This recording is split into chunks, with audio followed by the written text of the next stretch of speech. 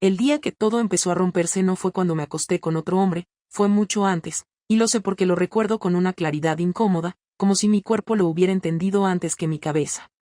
Fue un lunes, 4 de abril, a las 19:20, en una sala de reuniones del trabajo, con la persiana medio bajada y el aire espeso de final de jornada, cuando mi marido apareció sin avisar y se quedó de pie en la puerta mirándome como si no me reconociera. No gritó, no preguntó nada, no hizo ninguna escena, simplemente me observó durante unos segundos eternos, asintió una sola vez y se fue sin cerrar la puerta. En ese momento sentí algo muy concreto en el estómago, no miedo, no culpa todavía, sino la certeza absoluta de que ya no había marcha atrás, aunque yo aún no sabía exactamente por qué. Te lo cuento así porque nadie quiere leer cómo conocí a mi marido ni cuántos años llevábamos juntos. Eso da igual cuando el problema ya está encima de la mesa y empieza a aplastarte. Lo importante es que yo estaba sentada en esa sala, con un nudo en la garganta que no tenía nada que ver con el trabajo, y él acababa de verme en una situación que no encajaba con la versión tranquila y previsible que teníamos de nuestro matrimonio. No me vio besando a nadie, no me vio desnuda, no me vio haciendo nada obvio, y aún así lo entendió todo, o al menos entendió lo suficiente como para que su forma de mirarme cambiara para siempre. Durante los minutos siguientes seguí hablando con mis compañeros como si nada, terminé la reunión, recogí mis cosas y caminé hasta el ascensor con una sensación rara en las piernas, como si no me pertenecieran del todo. No pensaba en el otro hombre, ni siquiera pensaba en mi marido, pensaba en una frase muy concreta que me repetía por dentro: esto se ha ido de las manos. Porque una cosa es sentirte sola, sentirte invisible, sentirte aburrida de una vida que se supone que debería bastarte, y otra muy distinta es darte cuenta de que alguien más ya está dentro de ese hueco que tú llevabas tiempo escondiendo. El interés empezó mucho antes de que pasara nada físico, y eso es algo que cuesta explicar sin que suene excusa barata, pero es la verdad. El interés nació cuando alguien me escuchó sin mirar el reloj, cuando alguien me hizo una pregunta y esperó la respuesta completa, cuando alguien se rió de algo que yo dije sin que fuera por compromiso. No voy a romantizarlo porque no fue romántico, fue cotidiano, casi aburrido desde fuera, pero para mí fue como volver a respirar con normalidad después de llevar meses apretando el pecho sin darme cuenta. Yo sabía que estaba cruzando una línea mucho antes de cruzarla de verdad, y aún así seguí adelante, no por maldad ni por deseo descontrolado, sino por cansancio emocional. Cansancio de ser la que siempre entiende, la que siempre espera, la que siempre se adapta. Cansancio de llegar a casa y sentir que mi presencia era funcional pero no necesaria, que si yo no hablaba nadie notaba el silencio. Empecé a justificarme con frases pequeñas, inofensivas, de esas que parecen no hacer daño a nadie, como no estoy haciendo nada malo o solo estoy hablando o esto no significa nada, y cada una de esas frases fue aflojando un tornillo que luego ya no supe volver a apretar.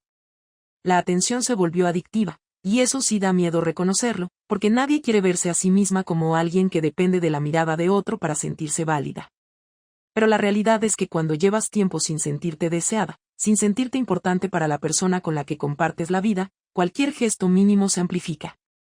No hablo de piropos ni promesas, hablo de presencia real, de estar ahí de verdad.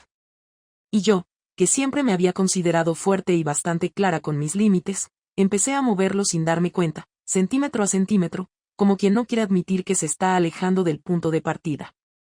El deseo apareció después, casi como una consecuencia lógica, no como una explosión repentina.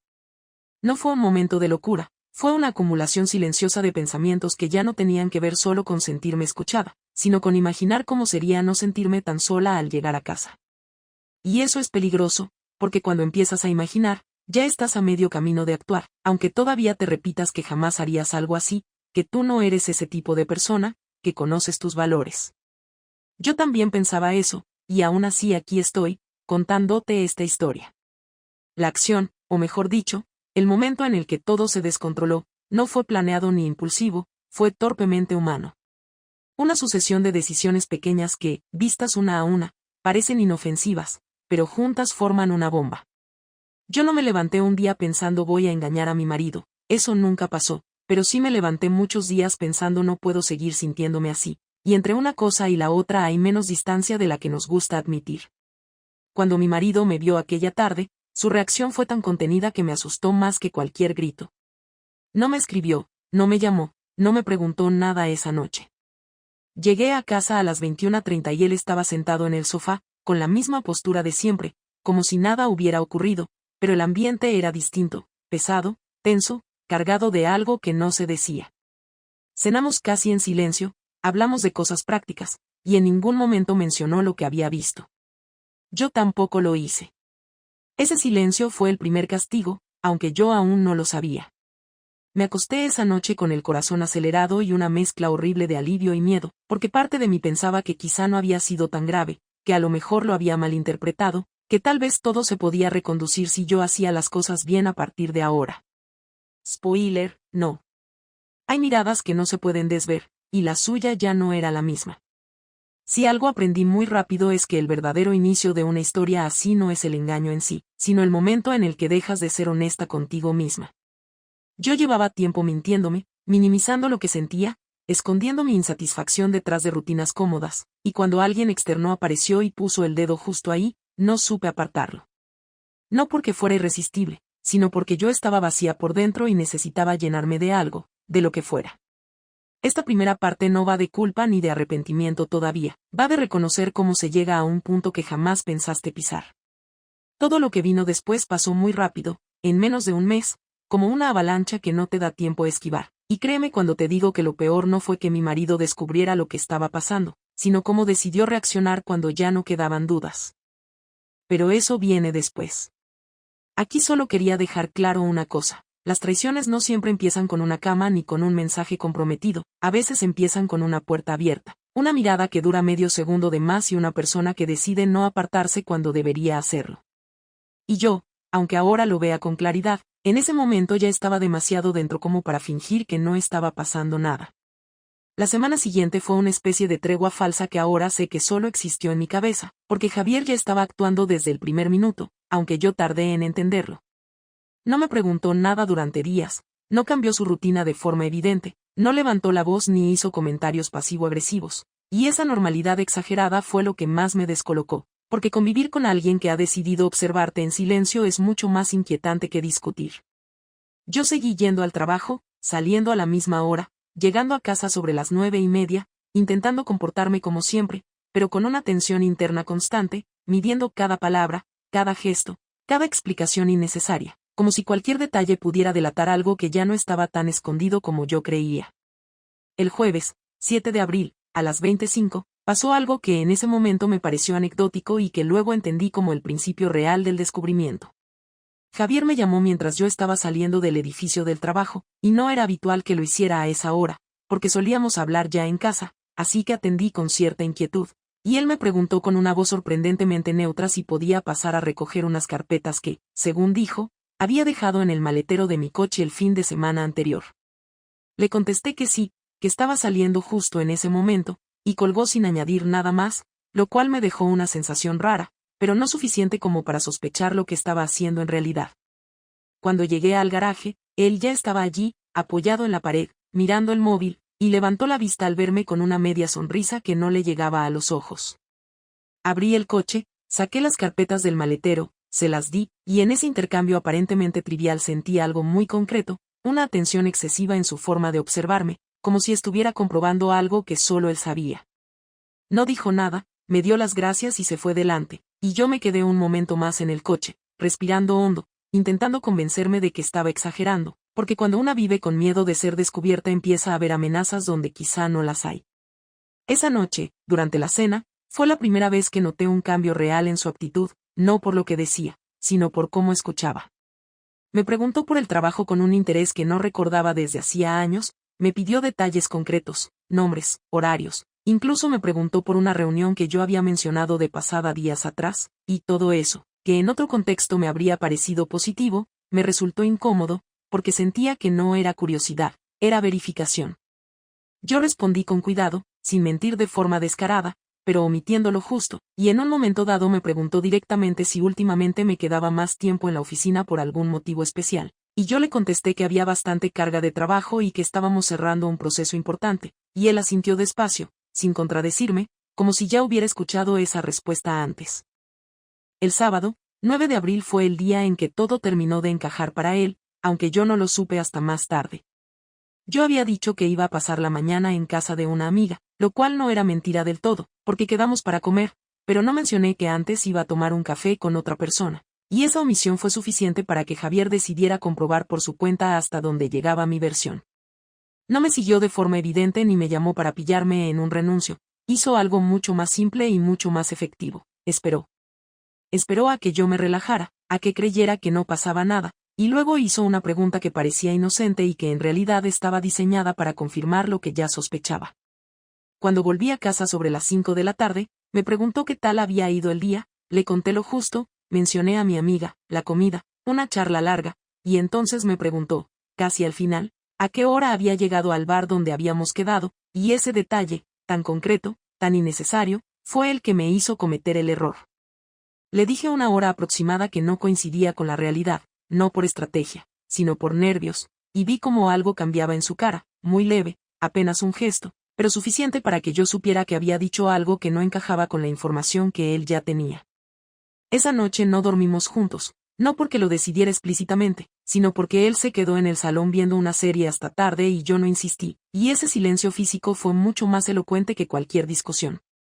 A la mañana siguiente, domingo, se fue temprano a correr, volvió tarde, se duchó y se encerró en el despacho durante horas, y yo pasé la mañana con una ansiedad creciente, repasando mentalmente cada conversación de los últimos días, cada detalle que pudiera haberme delatado, sin saber que él ya había llegado a sus propias conclusiones.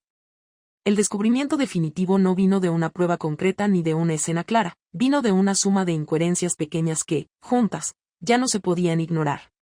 Javier no necesitó ver nada explícito, le bastó con notar que yo estaba en otro sitio incluso cuando estaba en casa, que mi forma de hablar había cambiado, que mis excusas eran demasiado cuidadas, que había una energía distinta en mí, más pendiente de fuera que de dentro. Cuando llevas años con alguien, sabes cuando te están contando solo una parte de la historia, aunque no sepas exactamente cuál es la otra.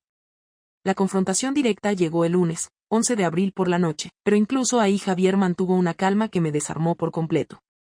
Estábamos sentados en la cocina, eran las 22:15, y de repente me dijo, sin levantar la voz y sin mirarme directamente, Laura, necesito que me digas la verdad sobre lo que está pasando, no lo que crees que quiero oír, sino la verdad, y yo me quedé en silencio más tiempo del necesario, porque en ese momento entendí que ya no se trataba de negar o de maquillar nada, se trataba de decidir hasta dónde estaba dispuesta a sostener una mentira que ya se estaba cayendo sola. Intenté ganar tiempo, pregunté a qué se refería exactamente, y él me miró por primera vez esa noche con una expresión que no le había visto nunca, no era rabia ni tristeza, era decepción contenida, y me dijo no me trates como a un idiota, sé que hay alguien más, no sé desde cuándo ni en qué punto estás, pero lo sé, y esa frase me dejó sin aire, porque no había reproche ni dramatismo, solo una constatación fría que me colocaba frente a mis propios actos sin posibilidad de escape.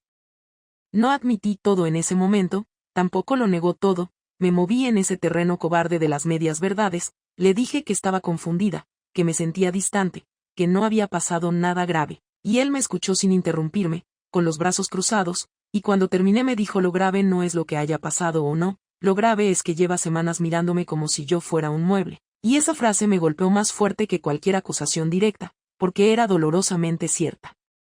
La reacción de Javier no fue inmediata ni explosiva, fue estratégica, silenciosa y profundamente calculada, y eso fue lo que hizo que todo lo que vino después fuera mucho más duro de lo que yo habría imaginado.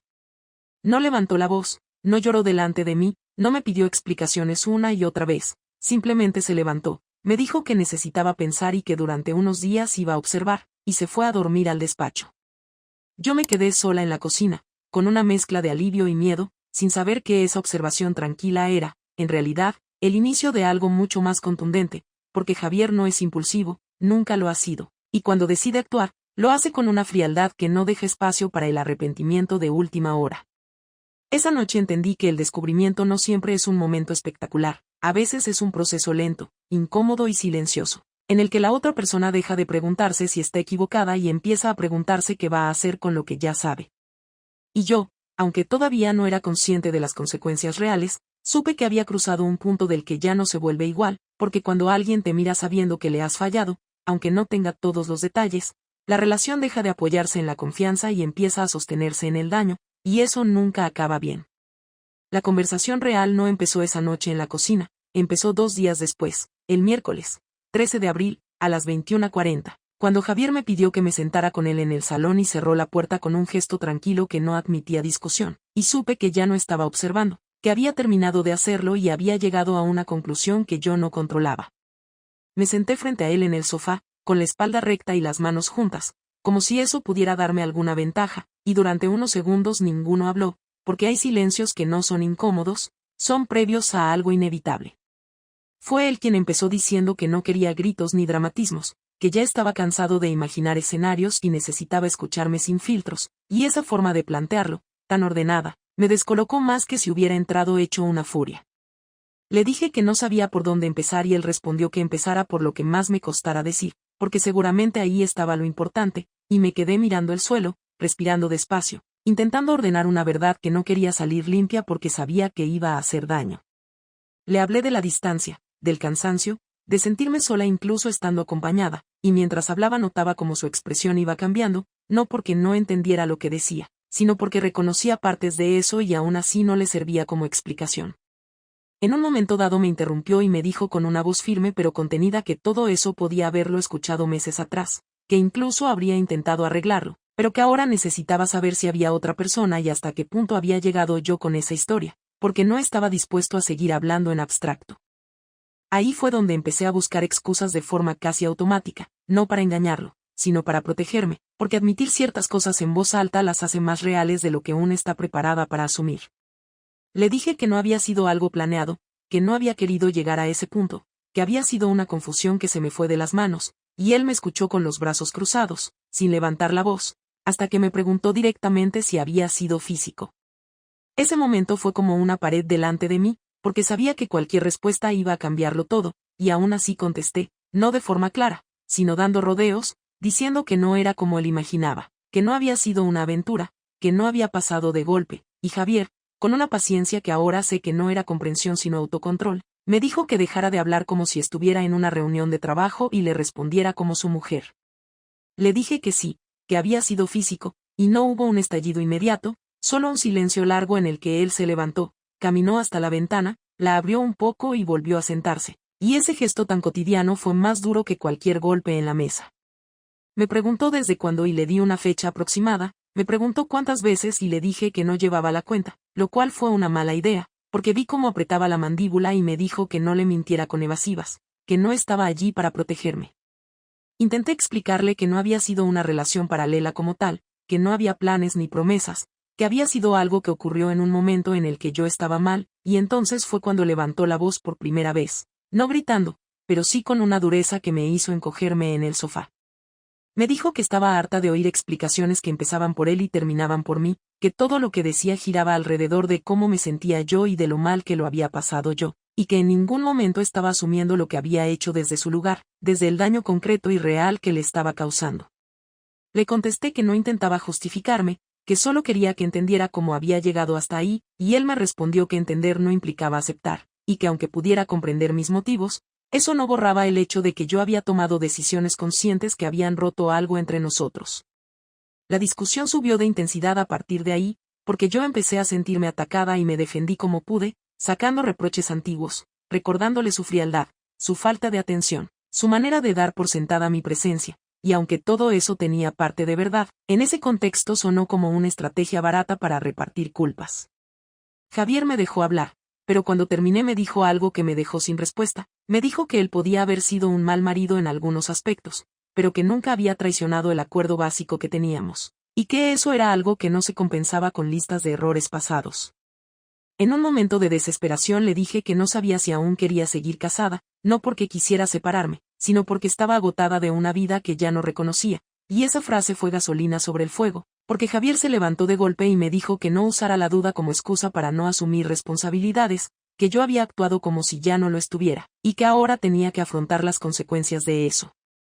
Le pedí tiempo, le dije que estaba confundida, que necesitaba pensar, y él me respondió que el tiempo lo había tenido antes, que ahora lo que había era una realidad que no se iba a deshacer sola. La conversación duró horas, con idas y venidas, con momentos en los que parecía que podíamos entendernos y otros en los que todo se volvía hostil, porque cuando alguien se siente traicionado cualquier palabra puede sonar a ataque. Lloré, me enfadé, me defendí mal, me contradije, y Javier, aunque se mantuvo más entero, también dejó ver su rabia, su decepción y una tristeza que no había querido mostrar al principio. Me dijo que se sentía ridículo por no haber visto antes lo que estaba pasando, que se preguntaba cuántas veces había estado conmigo pensando en otro, y yo no supe qué responder, porque no hay respuesta que alivie esa pregunta. Cerca de la 1 de la madrugada, cuando ya estábamos agotados, me dijo que necesitaba saber si yo iba a seguir viendo a esa persona o si estaba dispuesta a cortar todo de raíz, y ese fue otro momento decisivo, porque aunque mi primera reacción fue decir que sí, que lo cortaría, me di cuenta de que lo estaba diciendo para calmarlo, no porque estuviera segura de poder hacerlo sin más. Dudé, y esa duda fue suficiente para que él entendiera que la herida era más profunda de lo que yo quería admitir. Me dijo que no me iba a suplicar nada, que no estaba dispuesto a competir por mi atención, y que si yo no tenía claro qué quería, él sí tenía claro que no podía seguir viviendo en una relación en la que tenía que vigilar o desconfiar. Terminamos esa noche sin una decisión clara, pero con una tensión nueva, más explícita, más incómoda, porque ya no había nada implícito ni oculto. Nos fuimos a dormir separados otra vez, yo en la cama y él en el despacho, y aunque estaba agotada, apenas dormí, repasando cada frase, cada gesto, preguntándome en qué punto exacto había dejado de ser posible arreglarlo todo con una conversación honesta. Entendí que la confrontación no había servido para limpiar nada. Solo había dejado al descubierto lo mucho que habíamos acumulado sin resolver y lo rápido que se puede pasar de una vida compartida a dos posiciones enfrentadas. Al día siguiente apenas nos hablamos, intercambiamos frases prácticas, horarios, cosas domésticas, y ese contraste con la intensidad de la noche anterior fue casi más doloroso, porque demostraba que sabíamos funcionar sin afecto, como dos personas que comparten espacio pero no proyecto.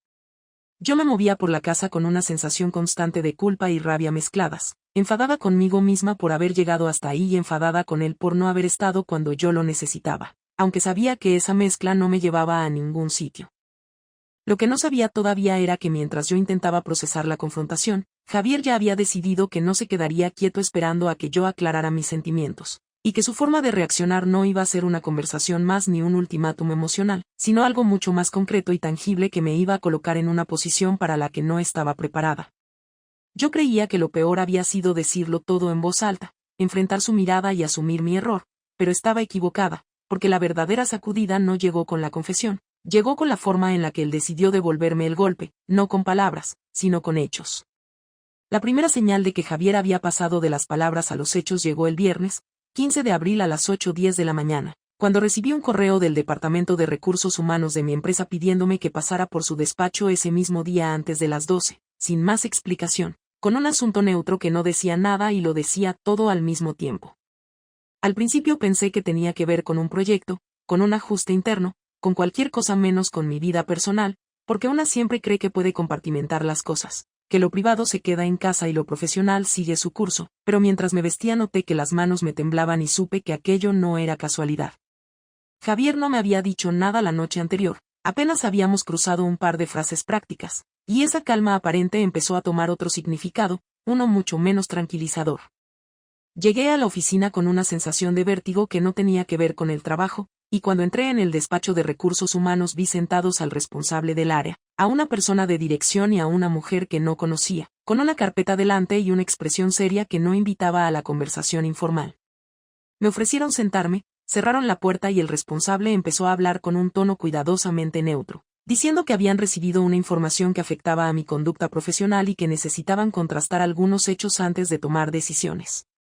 Yo pregunté de qué información hablaban y entonces la mujer de la carpeta abrió el dossier y empezó a leer, no opiniones ni rumores, sino fechas, horarios y situaciones que yo reconocí de inmediato, descritas de forma seca y ordenada, sin calificativos, como si fueran datos administrativos. No voy a decir que me desplomé ni que monté una escena, porque no pasó, me quedé sentada, escuchando, intentando procesar cómo algo que yo creía contenido había salido de ese ámbito y había llegado hasta allí. Pregunté quién había facilitado esa información y me dijeron que había llegado de forma formal, documentada y firmada, y aunque no dijeron su nombre, supe que había sido Javier, no porque me lo confirmaran, sino porque solo él tenía acceso a ciertos detalles y porque esa forma de actuar encajaba perfectamente con su carácter. No había impulsividad ni ánimo de venganza emocional, había una decisión fría de exponerme allí donde sabía que me dolería más, en el espacio donde yo había encontrado refugio durante meses. Me dijeron que no estaban hablando de un despido inmediato, pero sí de una investigación interna y de una suspensión cautelar mientras se aclaraban los hechos, y esa frase, suspensión cautelar, resonó en mi cabeza como algo irreal, porque nunca me había imaginado a mí misma en esa situación. Salí de ese despacho con una mezcla de rabia y humillación que me quemaba por dentro. Llamé a Javier desde el coche y me contestó a la tercera llamada, con una voz tranquila que me enfureció aún más. Le pregunté si había sido él y no lo negó. Me dijo que sí, que había considerado que mi empresa tenía derecho a saber con qué tipo de persona trabajaba, y cuando le dije que eso era una bajeza, que estaba cruzando límites, me respondió algo que me dejó sin palabras. Me dijo que los límites los había cruzado yo primero y que ahora solo estaba recogiendo lo que había sembrado. No fue la única acción que tomó ese día, aunque yo lo supe más tarde, porque mientras yo intentaba recomponerme y pensar cómo afrontar la situación laboral, Javier estaba reorganizando nuestra vida común sin pedirme opinión. Por la tarde, cuando volví a casa antes de lo habitual, encontré varias cajas en el salón, con mis cosas dentro, ordenadas con una precisión casi insultante: ropa, documentos, libros, todo separado por categorías, y una nota encima de la mesa en la que decía que durante una semana sería mejor que yo me quedara en casa de alguien de confianza para evitar más tensión. No era una petición, era una decisión tomada, y aunque la casa también era mía, la forma en la que lo había planteado me dejó claro que no estaba dispuesto a negociar. Discutimos, claro que discutimos, le dije que no podía echarme así, que eso no funcionaba de esa manera, y él me respondió que no me estaba echando, que me estaba dando una opción para evitar una convivencia insostenible, y que si quería quedarme tendría que aceptar unas condiciones muy claras que pasaban por una separación real dentro de la misma casa, sin explicaciones, sin reproches diarios y sin contacto con la otra persona. Le pregunté si eso era un castigo y me dijo que no, que era una consecuencia, y esa distinción, tan suya, me hizo sentir una mezcla de impotencia y admiración amarga, porque no podía acusarlo de actuar por impulso. Todo estaba pensado para dejarme claro que había perdido el control de la situación. Esa noche me fui a casa de una amiga con 2 maletas y una sensación de irrealidad que no se me iba, y mientras conducía recibí otro golpe, esta vez más silencioso pero igual de efectivo, cuando vi que Javier había cancelado la tarjeta compartida y había abierto cuentas separadas, dejándome acceso solo a una cantidad limitada para gastos básicos. No me dejó sin dinero, no era ese tipo de persona, pero sí dejó claro que la vida cómoda que yo había dado por sentada ya no estaba garantizada. Cuando le escribí para preguntarle por eso, me contestó con un mensaje largo y detallado en el que explicaba que necesitaba protegerse económicamente ante una situación que yo había provocado, y que prefería hacerlo ahora, con calma, que más adelante en medio de un conflicto mayor. El impacto emocional de todo eso fue más fuerte de lo que yo esperaba, no porque creyera que no tendría consecuencias, sino porque no había anticipado ese nivel de frialdad organizada. Yo me había preparado para gritos, para reproches, incluso para una separación caótica, pero no para alguien que decide devolverte el golpe quitándote el suelo bajo los pies de forma metódica, sin levantar la voz y sin dar espacio a la negociación emocional. Durante días me moví entre la rabia y el shock, intentando defenderme mentalmente diciendo que él estaba exagerando, que estaba siendo cruel, que no tenía derecho a exponerme así, pero cada vez que intentaba sostener ese discurso, algo dentro de mí me recordaba que todo había empezado por una decisión mía. La llamada definitiva llegó el lunes, 18 de abril por la mañana, cuando el responsable de recursos humanos me comunicó que, tras una revisión preliminar, habían decidido rescindir mi contrato por pérdida de confianza, usando un lenguaje tan correcto que resultaba casi ofensivo, y aunque yo sabía que legalmente podía pelearlo, en ese momento no tenía fuerzas ni claridad para hacerlo. Colgué el teléfono, me senté en la cama de la habitación de mi amiga y lloré como no había llorado en toda esta historia, no de pena romántica ni de arrepentimiento melodramático, sino de miedo real. De ese miedo que aparece cuando te das cuenta de que tus actos tienen consecuencias prácticas y que no todo se puede arreglar con una conversación honesta. Hablé con Javier esa misma tarde, no para discutir, sino para pedirle que parara, que aquello ya era suficiente, que estaba destrozando mi vida, y él me escuchó en silencio y me dijo algo que me acompañó durante mucho tiempo después. Me dijo que mi vida no se estaba destrozando ahora, que se había empezado a desordenar el día que yo decidí vivir una parte de ella fuera del matrimonio sin asumir lo que eso implicaba, y que él no estaba disfrutando de nada de aquello, que simplemente estaba haciendo lo necesario para no quedarse en una posición de víctima pasiva. No había placer en su voz, no había satisfacción, solo una determinación que me dejó claro que no iba a dar marcha atrás. El shock no fue solo profesional ni económico, fue también social, porque Javier no ocultó lo ocurrido a nuestro entorno cercano, no lo hizo de forma dramática ni buscando aliados, simplemente contó los hechos cuando le preguntaron, sin adornos, sin protegerme, y yo empecé a notar cómo algunas personas se alejaban, como otras me miraban distinto, como de repente tenía que enfrentarme a una versión de mí misma que no controlaba. No me gritaban, no me insultaban, pero la distancia era evidente, y esa forma silenciosa de desaprobación resultó más difícil de llevar que cualquier confrontación directa. Durante esas semanas entendí que la venganza de Javier no era hacerme daño por hacerlo, era obligarme a enfrentarme a las consecuencias reales de mis decisiones en todos los ámbitos, no solo en el sentimental. No hubo golpes bajos improvisados ni escenas públicas, hubo acciones concretas, legales, sociales y económicas, pensadas para recolocar el equilibrio de poder que yo había roto sin pedir permiso. Yo me sentía desnuda, expuesta y furiosa, pero también, aunque me costara admitirlo, consciente de que no podía exigir compasión a alguien al que yo no se la había tenido cuando tomé mis decisiones. La noche del 21 de abril, sola en una habitación que no era mía, con el móvil apagado y la cabeza llena de pensamientos que no sabía ordenar, entendí que el golpe más fuerte no había sido perder el trabajo ni la comodidad económica, sino darme cuenta de que la imagen que tenía de mí misma ya no encajaba con la realidad. Javier había conseguido algo que yo no esperaba. Había desmontado mi narrativa de víctima confundida y me había colocado frente a una versión más cruda de mis actos, sin dramatismo, sin insultos, solo con hechos. Y aunque en ese momento lo odié por ello, supe que esa sacudida era irreversible, porque ya no podía refugiarme en excusas, ya no podía decir que no había pasado nada grave, porque lo grave estaba ocurriendo justo delante de mí y llevaba mi nombre. La última conversación no fue inmediata ni preparada, llegó cuando ya no quedaba energía para seguir resistiendo y cuando el enfado había dejado paso a algo más incómodo, una mezcla de cansancio y lucidez que no te deja esconderte detrás de discursos aprendidos. Fue el miércoles, 27 de abril, a las 18:30, cuando Javier me escribió para decirme que quería hablar conmigo en persona y que prefería hacerlo en casa, sin intermediarios ni mensajes largos que solo empeoran las cosas. Dudé antes de contestar, no porque no quisiera hablar, sino porque sabía que esa conversación iba a obligarme a aceptar cosas que llevaba días evitando, pero aún así le dije que iría y conduje hasta allí con una calma extraña, como si ya supiera que no quedaba mucho por pelear. Cuando entré en casa me llamó la atención lo ordenado que estaba todo, no de forma fría ni impersonal, sino exactamente como siempre había sido, y ese detalle me removió más que las cajas de días atrás, porque me recordó que Javier no estaba actuando desde el caos ni desde una rabia ciega, estaba sosteniendo su vida mientras la mía se había desarmado. Nos sentamos en el salón, uno frente al otro, sin prisas, y durante unos minutos ninguno habló, no porque no hubiera cosas que decir, sino porque los dos sabíamos que no tenía sentido empezar desde el reproche otra vez.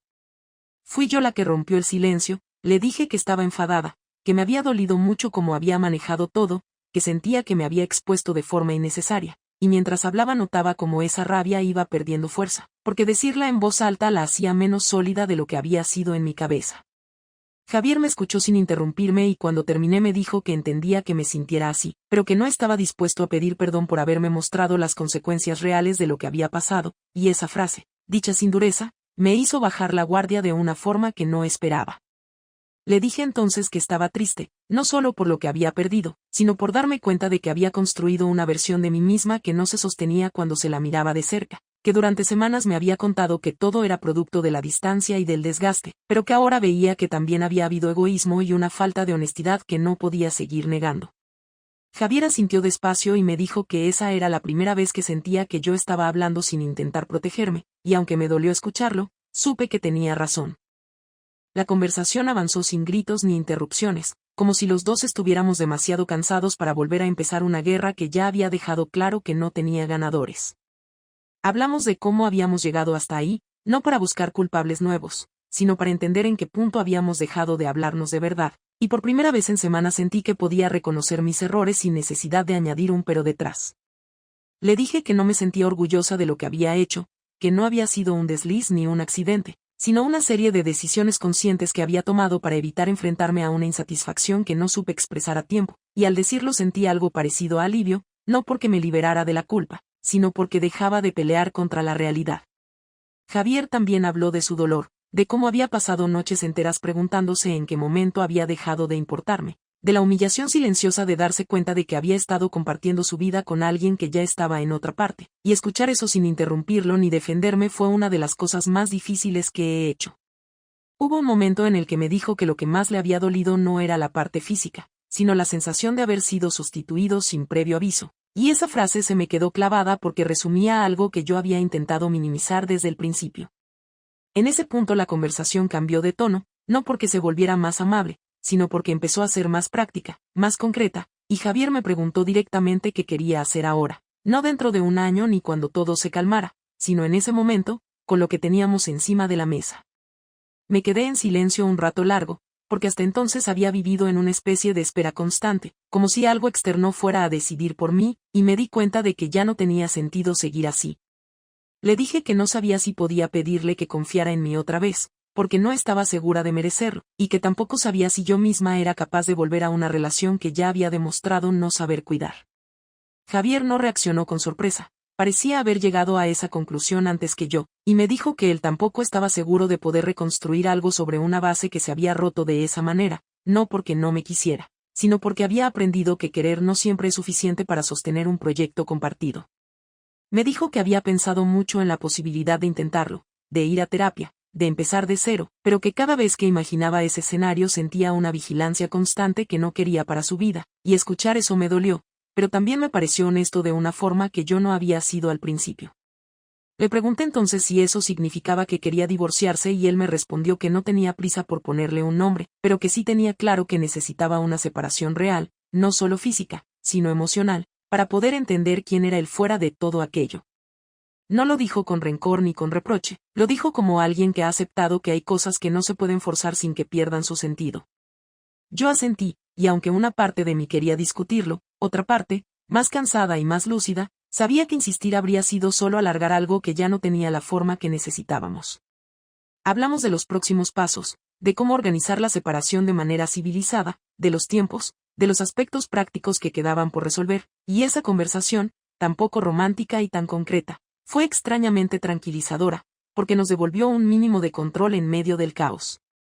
Acordamos no tomar decisiones impulsivas, no involucrar a terceros más de lo necesario y darnos espacio para cerrar esta etapa sin convertirla en una guerra interminable.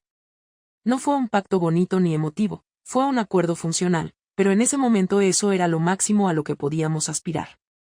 Antes de irme, hubo un momento en el que le pregunté si me odiaba, no como reproche, sino como una duda real que necesitaba aclarar, y Javier me miró con una expresión cansada y me dijo que no, que el odio requiere una energía que ya no tenía, y que lo que sentía era una mezcla de tristeza y decepción que necesitaba tiempo para asentarse. Esa respuesta, lejos de aliviarme, me hizo entender que lo nuestro no se estaba rompiendo con un portazo, se estaba apagando de forma consciente, y eso dolía más de lo que había imaginado. Me fui de la casa esa noche sin prisas, sin dramatismos, con una sensación de vacío que no tenía que ver solo con la pérdida de la relación, sino con la aceptación de que había tomado decisiones que ya no podía deshacer. Durante los días siguientes pasé por momentos de enfado, de tristeza y de una calma rara que aparecía cuando dejaba de resistirme a lo que ya era evidente. Empecé a asumir que no podía reconstruir mi vida desde la negación, que tenía que aceptar el daño causado sin exigir comprensión inmediata ni perdón. La última conversación no cerró todas las heridas ni resolvió todas las preguntas, pero sí marcó un punto de inflexión en mi forma de mirarme, porque por primera vez dejé de pensar en términos de castigo o venganza y empecé a pensar en responsabilidad. No me gustaba la imagen que veía, pero tampoco podía seguir huyendo de ella, y esa aceptación, aunque dolorosa, fue el primer paso real hacia algo distinto, no necesariamente mejor de inmediato, pero al menos más honesto. Cuando cerré la puerta aquella noche y bajé las escaleras, supe que lo que habíamos sido ya no iba a volver, no porque faltara voluntad, sino porque había cambiado demasiado como para fingir continuidad. No hubo promesas, no hubo abrazos finales ni frases de película, solo dos personas reconociendo que habían llegado a un límite distinto al que imaginaban cuando empezaron, y aunque me costó admitirlo, esa claridad fue, dentro de todo, lo más justo que nos podíamos ofrecer en ese momento. El final no llegó con una fecha exacta ni con una firma solemne, llegó de forma gradual durante los días posteriores a aquella última conversación, cuando empecé a vivir una vida que ya no tenía a Javier como referencia diaria y tuve que enfrentarme a decisiones pequeñas que antes compartíamos sin pensarlo. Me levantaba por la mañana en la casa de mi amiga, preparaba café para una sola persona y revisaba ofertas de trabajo con una mezcla de ansiedad y realismo que nunca había tenido, porque ya no podía permitirme fantasear con soluciones rápidas ni con segundas oportunidades inmediatas. Empecé a ordenar mis papeles, a llamar a abogados, a hacer números, no desde el pánico, sino desde una aceptación incómoda de que la estabilidad no vuelve sola y que nadie te la debe cuando has contribuido a romperla. Javier y yo mantuvimos el contacto justo para lo necesario, mensajes claros, prácticos, sin reproches ni intentos de reabrir conversaciones emocionales que ya habíamos tenido. Eso fue más difícil de lo que parece, porque había momentos en los que quería escribirle algo más, preguntarle cómo estaba o contarle un detalle absurdo del día, pero me frenaba al recordar que esa familiaridad ya no era mía y que insistir habría sido una forma de no respetar lo que habíamos decidido. Él cumplió su parte con la misma coherencia con la que había actuado durante todo el proceso, sin buscar humillarme más, pero sin ofrecer consuelo que pudiera confundirse con una reconciliación encubierta. Hubo un momento concreto, una tarde de principios de mayo, en el que entendí de verdad que la historia había terminado, no porque me sintiera mejor, sino porque dejé de esperar un giro inesperado. Estaba sentada frente al ordenador, ajustando mi currículum, cuando me di cuenta de que llevaba más de una hora concentrada sin pensar en él, sin repasar conversaciones pasadas ni imaginar escenarios alternativos, y esa ausencia de ruido fue extrañamente reveladora. No era alivio ni felicidad, era algo más sobrio, una especie de asentamiento interno que me indicaba que estaba empezando a aceptar la nueva estructura de mi vida, aunque no me gustara del todo. Reflexionar sobre lo ocurrido sin caer en el autoengaño ha sido lo más complicado de todo este proceso, porque es tentador resumirlo en una mala racha, en una falta de comunicación o en una serie de errores compartidos que diluyan la responsabilidad individual.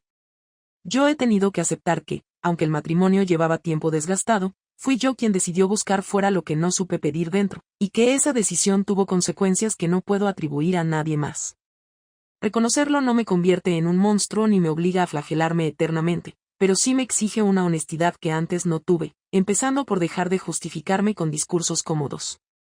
He aprendido que la infidelidad no es solo un acto concreto, es una forma de deslealtad que empieza mucho antes de que pase nada físico y que tiene más que ver con la falta de valentía para hablar a tiempo que con el deseo en sí. También he aprendido que el dolor que se causa no se mide por la intención con la que se actúa, sino por el impacto real que tiene en la otra persona, y que pedir comprensión sin asumir ese impacto es una forma más de egoísmo. Estas conclusiones no llegaron de golpe ni con claridad absoluta, llegaron después de muchas noches mal dormidas y de conversaciones internas poco amables. En cuanto a Javier, he tenido que aceptar que su manera de reaccionar, aunque dura y en algunos momentos devastadora para mí, fue coherente con su forma de entender la dignidad y los límites.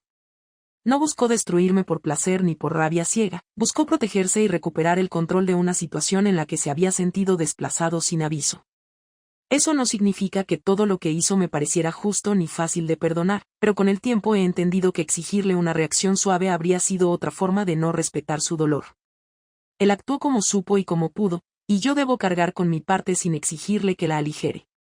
El futuro inmediato no tiene nada de épico ni de inspirador, es práctico y exigente, y eso, curiosamente, me ha ayudado a mantener los pies en la tierra. Estoy rehaciendo mi carrera paso a paso, aceptando trabajos que antes habría descartado por orgullo, reorganizando mis gastos y aprendiendo a vivir con menos sin dramatizarlo. No siento que esté pagando una condena, siento que estoy asumiendo una consecuencia, y esa diferencia, aunque sutil, ha cambiado mucho mi forma de enfrentarme a los días. No sé qué pasará dentro de un año ni me hago promesas sobre relaciones futuras, porque ahora mismo no sería honesto hacerlo. Lo que sí sé es que no quiero volver a ser la persona que evita las conversaciones incómodas hasta que se convierten en problemas irreversibles, ni la que busca validación externa para tapar un vacío que solo se puede trabajar desde dentro. No idealizo la fidelidad ni la vida en pareja como soluciones automáticas, pero sí tengo claro que la honestidad, aunque no garantice finales felices, al menos evita algunos finales innecesariamente crueles. La historia terminó sin reconciliación, sin grandes gestos finales y sin una victoria clara para nadie, y durante mucho tiempo pensé que eso la hacía más triste, pero ahora entiendo que también la hace más real. No todo se arregla, no todo merece una segunda oportunidad y no todas las personas que se quieren deben seguir juntas, y aceptar eso no es rendirse, es reconocer los límites de lo que se puede reconstruir sin seguir dañándose. Si algo me llevo de todo esto es una lección incómoda pero necesaria, y es que la comodidad emocional puede ser tan peligrosa como el conflicto abierto cuando se utiliza para evitar la verdad. Yo elegí el camino fácil durante demasiado tiempo y cuando quise corregirlo ya estaba en otro lugar, uno del que no se vuelve sin romper algo por el camino. Ahora me toca vivir con ese aprendizaje, no para castigarme, sino para no repetirlo. No sé si Javier ha encontrado paz ni si la encontrará pronto, pero espero que con el tiempo pueda recordar nuestra historia sin sentir solo decepción, porque aunque el final fue duro, también hubo años de respeto y de vida compartida que no merecen ser borrados. Por mi parte, sigo adelante con una mezcla de prudencia y determinación, sabiendo que no puedo cambiar lo que pasó, pero sí la forma en la que me enfrento a lo que venga. Así terminó todo, no con un portazo ni con un perdón milagroso, sino con dos personas aceptando que habían llegado a un punto del que solo se podía salir separándose. No es un cierre perfecto ni ejemplar, pero es el que nos tocó, y aprender a convivir con esa realidad ha sido, hasta ahora, el mayor reto de esta historia y también el comienzo de algo distinto, aunque todavía no sepa exactamente qué forma tendrá.